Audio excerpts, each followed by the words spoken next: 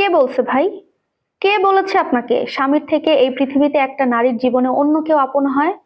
কে বলেছে আপনাকে?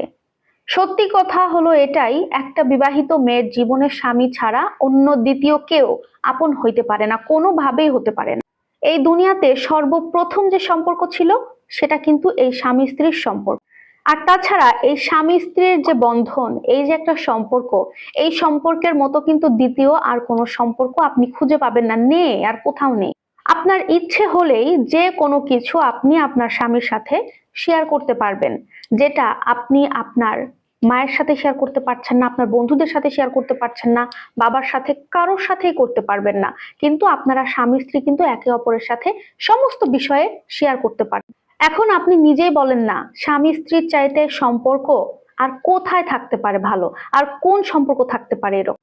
আপুদেরকে উদ্দেশ্য করে বলছি, দিন শেষে আপনার মাথার উপরে যদি এই স্বামী নামের বটগাছটা না থাকে, আপনি ঠিক তখনই বুঝতে পারবেন এই অন্ধকার জগৎ, এই দুনিয়াটা ঠিক কতটা কঠিন। আমার কি মনে হয় জানেন, এই যে আমি আজকে ভিডিওটা তৈরি করছি, এই ভিডিওটা প্রত্যেকটা মেয়ের অন্তত একবার করে হলেও দেখা উচিত। প্রত্যেকটা মেয়েকে উদ্দেশ্য করে আমি আজকের এই ভিডিওটা তৈরি করছি। বিশেষ করে অনেক মেয়েদের দেখবেন ইগোর খুব প্রবলেম থাকে। আমি আজকে ওই মেয়েদেরকে উদ্দেশ্য করে এই ভিডিওটি তৈরি করছি। যে মেয়েদের মধ্যে ইগোর ঝামেলা আছে, ইগোর একটা প্রবলেম থাকে, তারা কি করে জানেন?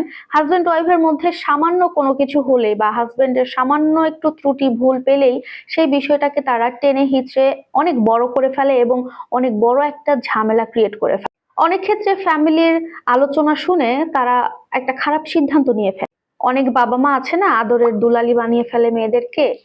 তো তাদের আদরের দুলালি যদি তার স্বামীর কাছে একটু অপমানিত হয়, স্বামীর কাছে যদি একটু জোরে একটু ধমক শুনে, তাদের মনে হয় যে তাদের মেয়েকে, তাদের মেয়ের জামাই মেরে ফেলতেছে বা অপমান করতেছে।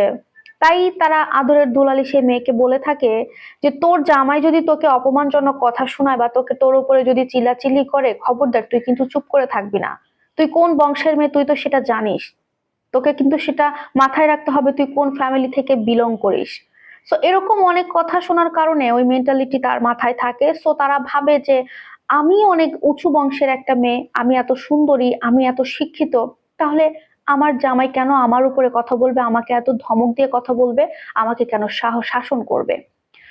এই একটু মনে করেন পান থেকে চুন খসলেই বাপের বাড়ি থেকে অনেক মেয়েকে বলা হয়, মা তোর উপরে তোর জামাই অত্যাচার করছে, তোকে ধমকাইছে, তোর ওর সঙ্গে সংসার করতে হবে না, তোর যদি মনে চায় তুই আমাদের এখানে চলে আয়, আমরা তো আছি, এখানেই তুই শান্তিতে থাকতে পারবি, ওর মতো ছেলে একটা গেলে 10টা পাবি, তোর জামাইয়ের অভাব হবে না, তুই দেখতে শুনতে বেশ মাশাল্লাহ, তোর তো আর বংশ খারাপ না, তোর আবার বিয়ে হয়ে যাবে ভালো দেখে।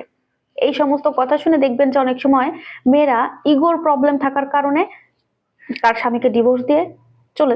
আপুরা, আপনাদেরকে একটা কথা বলি, অনেক ক্ষেত্রে আপনাদের পরিবারের কথা আপনাদের শুনতে ইচ্ছা করে বা মা বাবার কথা শুনেন, আপনারা শুনেন ঠিক আছে, কিন্তু যখনই কোনো ক্ষেত্রে আপনার মা বাবা বা পরিবারে কেউ বলবে যে এই সংসার থেকে বেরিয়ে আসো, মনে রাখবেন এই কথাটা আপনারা কখনো শুনবেন না। কারণ আজকে আপনাকে সবাই ভালোবাসছে, সম্মান করছে, আপনার স্বামী আছে তাই।